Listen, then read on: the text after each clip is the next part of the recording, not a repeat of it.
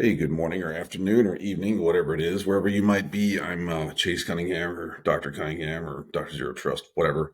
I'm going to talk about cyber stuff because that's what I supposedly know something about, even though what I know about anything is very little. So let's just be real about it.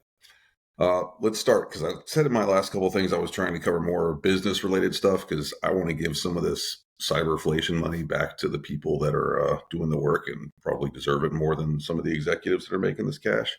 So, Victoria's Secret, here's a buy the breach opportunity. Victoria's Secret postponing release of report earnings amid breach impact. Now, this is a great example, too, of what happens to businesses when they do have breach activity. Let's look a little deeper here. So, the intrusion following a string of attacks that appear to be the work of cybercrime gang Scattered Spider, who's been around for a while. Victoria's Secret said Tuesday that it is postponing the release of its fiscal first quarter earnings, reportedly due to a disclosed cyber attack, which prevents employees from accessing certain systems. The fashion retailer said on May 24th that it had experienced a data breach leading to temporarily shut down corporate systems and its website. The company hired third-party forensics experts to help investigate the attack. They restored the website on May 29th, but are still working to repair the corporate systems, it said in the SEC. So there you go. So that's what I'm telling folks. There's your 8K trigger. Matter of fact, if you're listening to this and you're interested, myself and some other people have put together a Discord channel that automatically pulls data from a SEC EDGAR database. So if you're looking for 8Ks, I can give it to you in real time. Just ping me, DM me, I'll hook you up. Yeah. So, Victoria's Secret, the hack did not affect Victoria's Secret's fiscal first quarter, which ended on May 3rd. The company said results from the quarter were near or exceeded the high end of the company's financial outlook, so people are still buying lingerie. However, Victoria's Secret is continuing to assess the impact of the breach with the help of its audit committee. Victoria's Secret said it has incurred and will continue to incur expenses that could negatively affect future financial results. Sure. The severity of the hack raises additional questions from the threat from cybercrime gang Scattered Spider. Security researchers suspect the group is behind a bunch of UK retailer attacks. So here's the real takeaway from this. Like there's more stuff, and go read this on your own. But here's the real takeaway. A bunch of UK organizations were hit, M&S and other retailers. And then guess what? You see another retailer that gets hit. So the whole conversation that people should have is when you see someone in your vertical have a compromise, you should immediately start looking at and thinking, well, do we have any connections that could talk to any of that compromised infrastructure? Here's Victoria's Secret, you're bringing their dirty panties into your laundry room, if you will. It's not hard to go off and run scans and figure out if there's connections that occur there. Likely because these are all retailers in the same regions and in the same sort of verticals, whatever else. When one compromise occurs to one, the next will occur to others in that. I mean, look what happened with Dallas ISD. Look what happened with energy. It's just, this is not rocket surgery.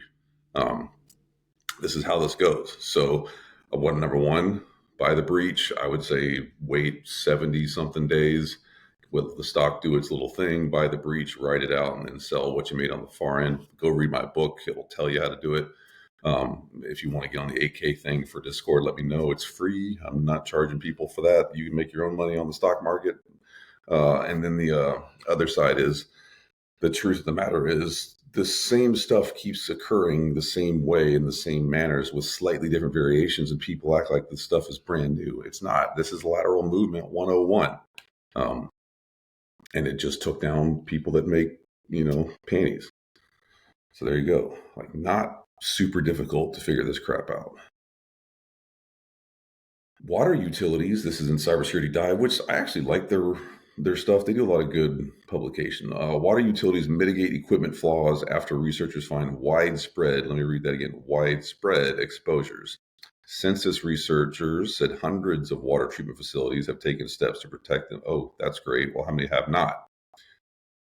Hundreds of U.S. water utilities have bolstered the security of their industrial control systems after working with researchers who discovered that their highly sensitive equipment was accessible from the internet. The firm Census, CENSYS, discovered in 2024 that nearly 400 human-machine interfaces, which allow workers to control industrial systems in water facilities and other critical infrastructure, were exposed on the internet. 40 of those HMI devices were fully unauthenticated and controllable with a browser. I'm going to have to go show them this real quick because I just want to make another little point here. Let me just do the Shodan thing because Shodan's awesome. And since I have my paid version of Access, cool. And then I'm going to go, let's just go HMI. 838, 133 in the United States. SSH key. SSH key. There's an SNMP tie in there. Yep. Now let's just, for the sake of fun, let's look at the remote desktop protocol. There's 9 of those. And, oh, there's one right there. Let's see. The guy managing it is named Mauricio Santos in Flint Hill, wherever that is. That's how long it took me to find an HMI interface. And there's another guy that's working on the same system with him, Matias Cifuentes. So there you go. That's how hard it is to do this stuff. Yeah. Anyway, right. After census coordinated with the EPA and HMI vendors, fewer than 6% of the systems remain online and are read-only on. So they did something, at least they fixed some stuff. Nearly a quarter of utilities had fixed the problem in 9 days. The company said 60% had done so within a few weeks. Okay, great. The water sector, which is fucking important, which is comprised of tens of thousands of utilities, has faced years of cyber attacks, et cetera, et cetera. Census researchers contacted the HMI devices manufacturer. They received what they said was a polite but tepid response. I've got many of those. The EPA was then contacted. So this is a problem, and I was actually at a conference recently where a guy came up and he said, hey, you talk Zero Trust, whatever else. He said, my MSSP just got fired from a client because they said they didn't see value in what we were doing. And he said, I know that they have vulnerable systems. I know that they have vulnerable PHI.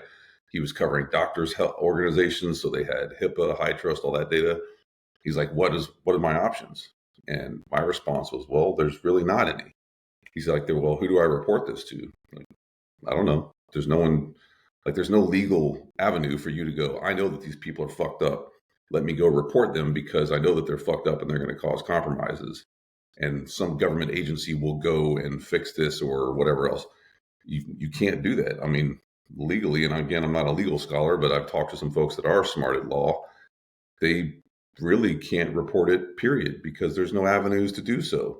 So just like in this, and I discover this stuff all the time on Shodan and other systems, you notify the organization, they send you a cease and desist letter, and you're screwed. Like, that's all that has to happen. So this is part of why when I kind of poke at the government configuration or the way that the government is, configuration, not the right word, the way the government is managing these things is so jacked up because there is no reporting vehicle to go off and go, look, this organization is totally fucked up. Here's what's wrong with them.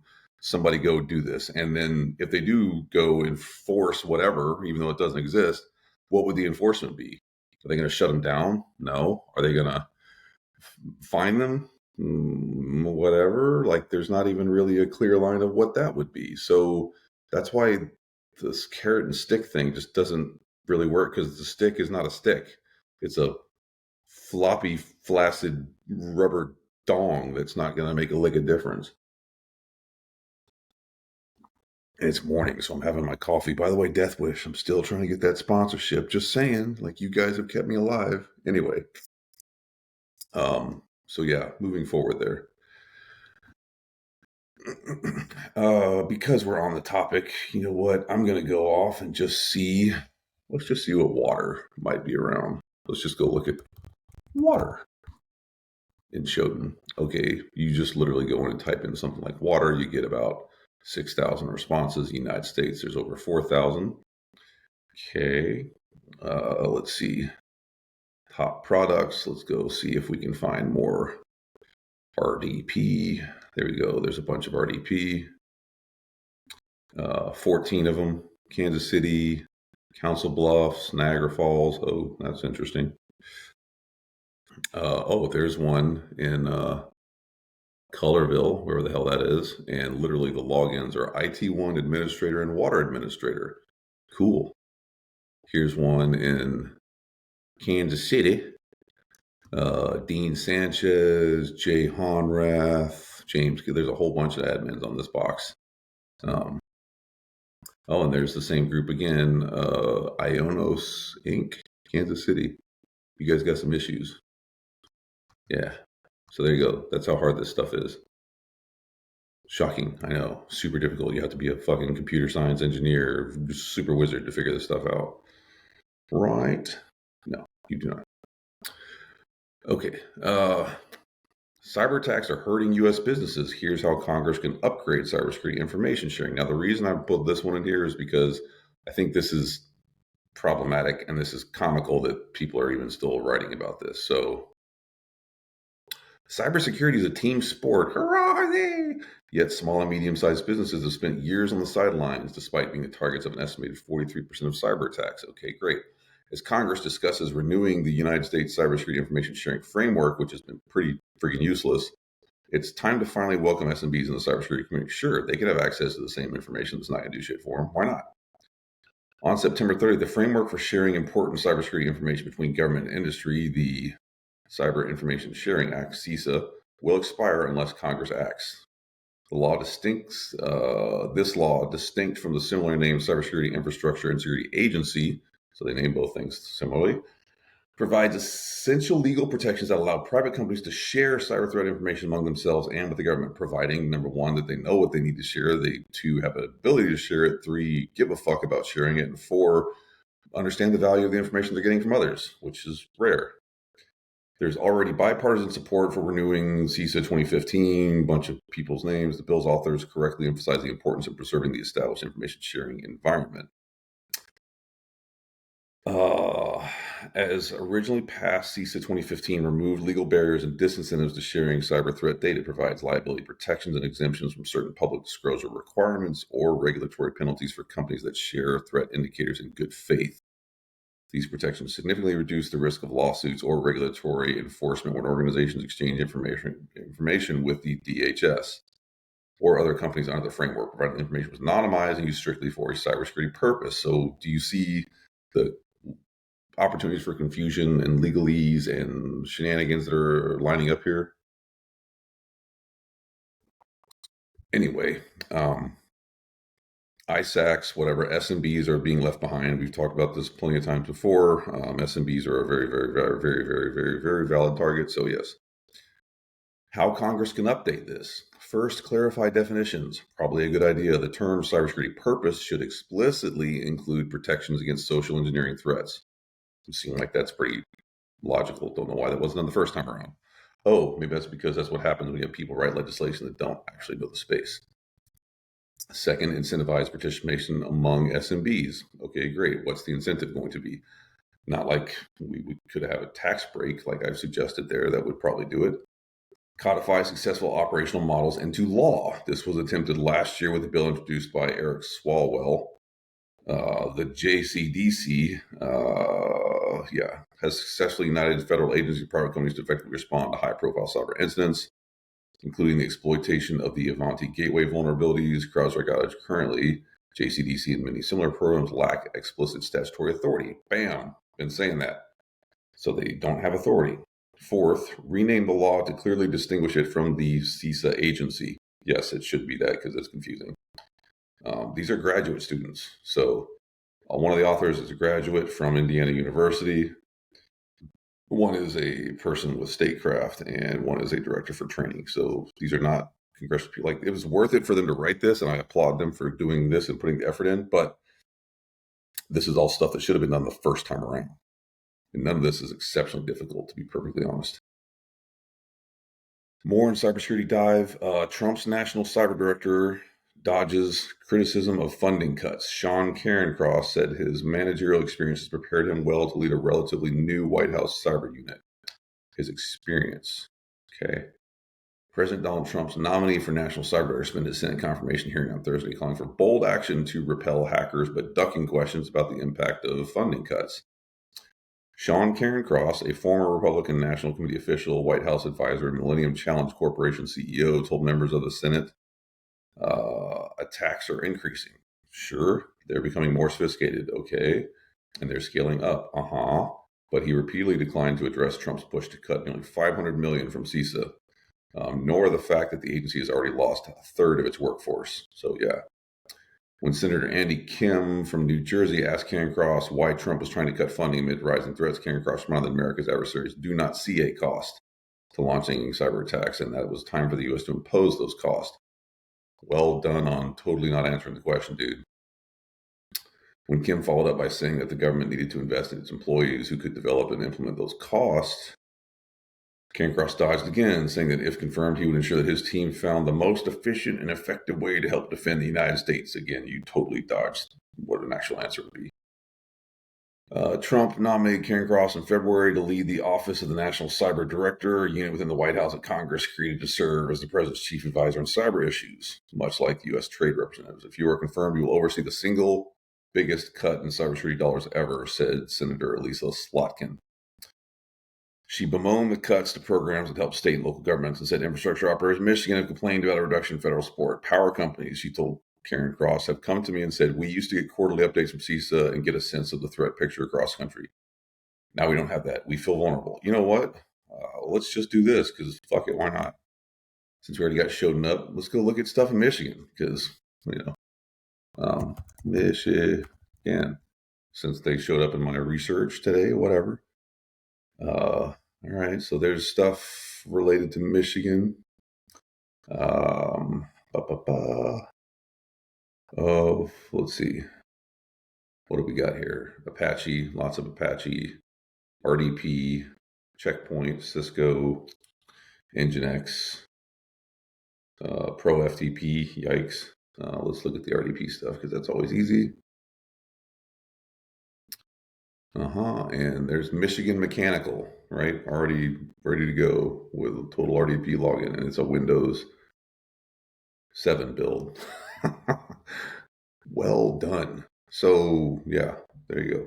So, hey, Senator, or maybe you should just reach out to those people in Michigan and go, hey, here's a really simple way to fix some of this stuff. You don't need billions of federal dollars to do it. Or CISA breathing down your neck. Just a thought. Just call me crazy. I know. I'm off my rocker.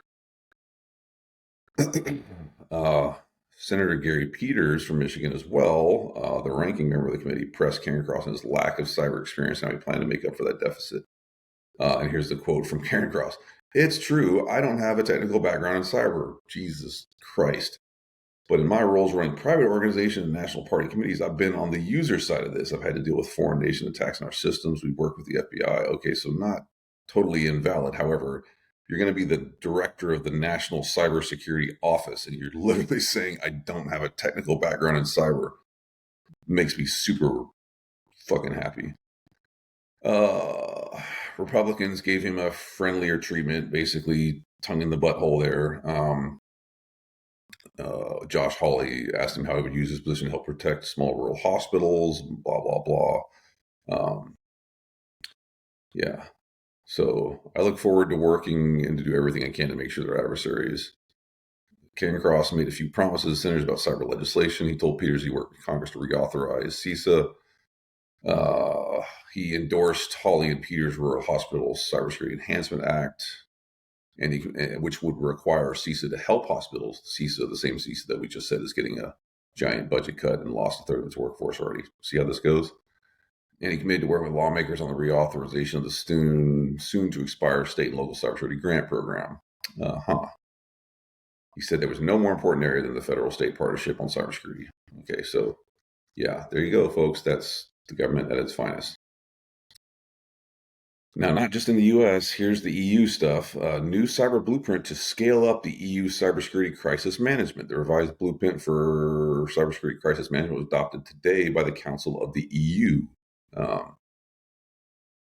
EU member states today adopted the Council recommendation for an EU blueprint on cyber crisis management to strengthen response to large-scale incidents. The necessity for a revised cyber crisis management blueprint was driven by the evolution of the cybersecurity threat landscape, which came in a NISA report. Okay, great. So the blah, blah, blah. I'm not really reading anything in here that tells me that there's stuff that's super valuable in this. Yeah. I mean, looking at this, it doesn't tell you shit, really. So, related topics, press release. So this is just a press release about the revisions to a blueprint. This is not even saying what the blueprint is. So well done. I'm glad to know that anytime that I think that the U.S. is just beholden to being the totally dorked up bureaucratic organization, that luckily there's always the EU, which, man, you want to take bureaucratic bullshit to a whole other level, they've got it in spades. So well done for doing nothing. Kettering Health ransomware group believed to be responsible for cybersecurity incidents. So there's another hospital that got taken down. Kettering, Ohio.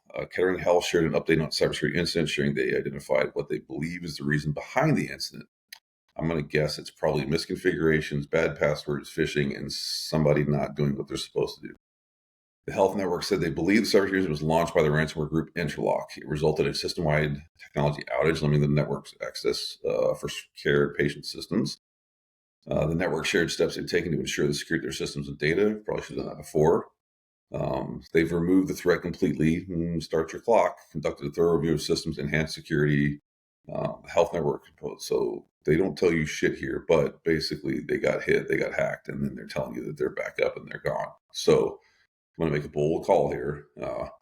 And if we give it a little time, we'll see somebody got phished. Somebody had a bad login on a remote system. Somebody didn't have lateral movement enforced, and somebody didn't have an MSP or MSSP partner taking care of their system so that they can monitor, maintain, and control things when they do go wrong. And they're going to tell you that it's fixed and it's back up. And guess what? It's not. And there will be a follow-on breach. And this will also wind up going from this little hospital in Ohio to 2 or 3 or 4 or 5 others, because they're connected, just like I talked about earlier. So bold statements, totally out of bounds. Like, no, the snark is high here. But yeah. Now, let's talk about the market stuff again. So and this is CNBC, how cybersecurity standout, CrowdStrike aims to capitalize on the AI agent gold rush. Okay, so CrowdStrike's, let me just make sure that I have, let's see, CrowdStrike's earnings report, because this is all public information that came out very recently. And I want to say quarterly results. Let's see, CrowdStrike's growing. For the first fiscal quarter, CrowdStrike turned in $1.1 billion in revenue, right? Yikes. Is CrowdStrike a strong buy? CrowdStrike currently has an average brokerage recommendation, 1.66 on a scale of 1 to 5. Strong buy, right? Calculated based on actual recommendations. CrowdStrike shares drop on weak revenue guidance. CrowdStrike earnings data. Let's just look at their overall earnings data, because this is probably the most important thing. I mean, their earnings per share are doing good. They're beating what the analysts say. So that's great. Good for those folks and the people that make a bunch of money across right now. Let's go ask the question that people are I still can't for the life of me understand why this is not being asked more. CrowdStrike. Now, I just did what everybody else would do. And I went and ran a perplexity thing. What is the total economic impact of the CrowdStrike outage that occurred in 2024? And this is where the sources come in and real data and whatever else. So total economic impact of the 24 CrowdStrike outage. It stands as one of the most significant IT failures in recent history, with global repercussions across multiple sectors. The total economic impact can be summarized as follows. Global financial damage. The worldwide financial damage from the outage has been estimated at least $10 billion. The figure encompasses direct and indirect losses across industries such as airlines, healthcare, etc. Sector-specific regional losses. Fortune 500 companies were about $5.4 billion. Healthcare, $1.94. Banking sector, $1.15. Airlines, north of $500 million, with 7,000 flights canceled, 1.3 million passengers affected. Yeah. UK, 1.7 billion pounds. That's a lot of quid. Repair and recovery. The cost to repair 8.5 million affected Windows devices at a minimum of $701 million, about $82 per machine. Insurance, whatever, who cares about insurance? CrowdStrike's financial losses, et cetera, broader economic impact. So the point and I'll have a table here. If anyone wants it, I'll send you the table. But the point that I'm trying to make here is CrowdStrike is like, this to me is the perfect example of just how much bullshit there is in this market, right? CrowdStrike crashed the internet, and whether it was malicious or bad coding or whatever else, it doesn't matter.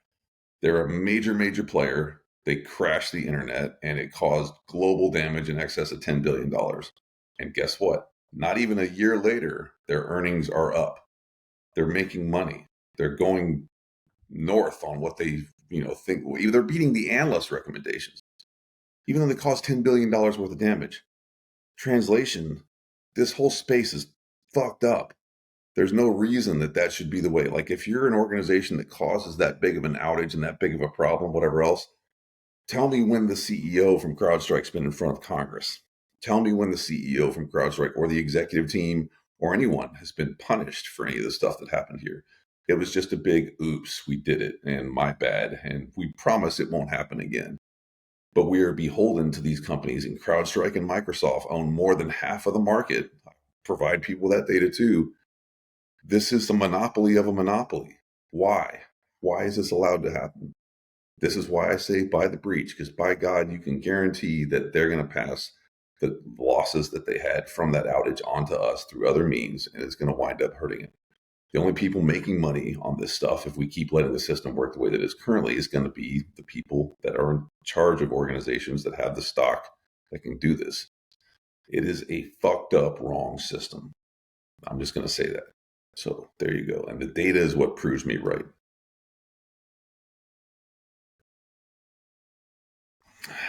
CISA's at a crossroads. Cybersecurity Infrastructure Agency faces an uncertain future after more than a third of the agency, including more than a dozen senior leaders, have left their positions in recent months. Meanwhile, many of CISA's engagement with the industry have been paused after DHS Secretary Kristi Noem terminated a key partnership council's position in March. CISA also faces the prospect of losing long-standing information sharing with the CISA thing I was talking about earlier. This inflection point comes as the Senate considers Planky, the nominee for CISA director, been scheduled to testify. So apparently this says that there's been an update to that. So that's not happening anymore. CISA workforce turmoil.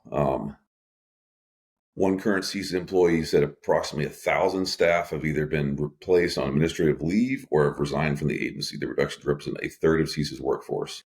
Many employees took the most recent fork in the road offered by DHS, which was that email that came out. The resignations include 14 senior leaders, including heads of several CISA operational divisions, regional divisions, and key administrative posts. A former CISA employee recently retired and said dozens of agency employees turned in their badges, laptops, and their equipment last Friday. It was like an assembly line. Sure. Yeah. It's just chaos. Is really, you could read this whole article and you would understand it. Basically, it's just chaos. And I would still wonder how valuable this agency is in this particular context. If thousands of people are leaving, nobody feels like our infrastructure is more secure. There is no legal authority there.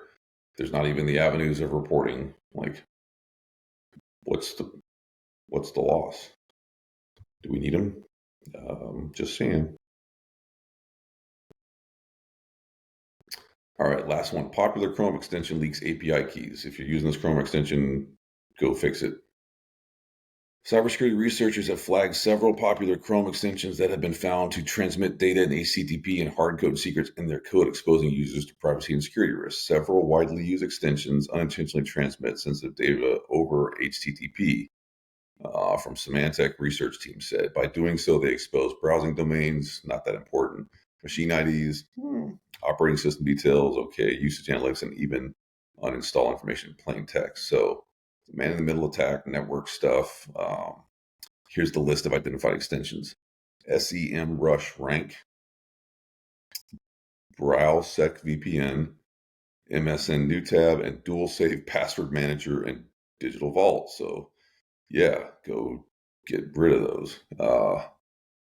There's another set of extensions with API keys and tokens directly embedded in JavaScript, which attacker could weaponize. So here's those: Online Security and Privacy Extension, Equatio, Awesome Screen Recorder, Microsoft Editor, Antidote Connector, Watch Together, Trust Wallet, and Travel Arrow.